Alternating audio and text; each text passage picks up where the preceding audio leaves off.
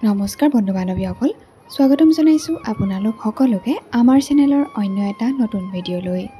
আশা কৰিছোঁ সকলো ভালেই আছে। অসমৰ জনপ্ৰিয় কণ্ঠশিল্পী তথা সকলোৰে মৰমৰ হিয়াৰ আমঠু জুবিন গাৰ্গে বহু সময়ত দৰ্শকক বহু গীতেৰে আমোদ দি আহিছে যদিও বহু সময়ত তেওঁৰ কিছুমান কাণ্ডই সকলোকে আচৰিত কৰি তোলে।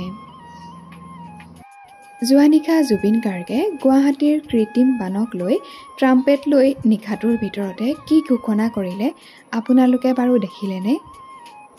কৃত্ৰিম বানত সকলোকে সাৱধান হৈ থাকিবলৈও জনালে আমাৰ সকলোৰে মৰমৰ শিল্পীজনে।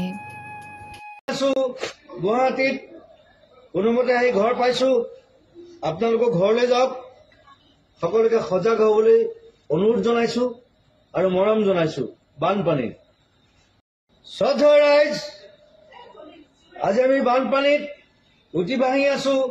গুৱাহাটীত কোনোমতে আহি ঘৰ পাইছোঁ, আপোনালোকৰ ঘৰলৈ যাওক, সকলোকে সজাগ হ'বলৈ অনুৰোধ জনাইছোঁ আৰু মৰম জনাইছোঁ। বানপানী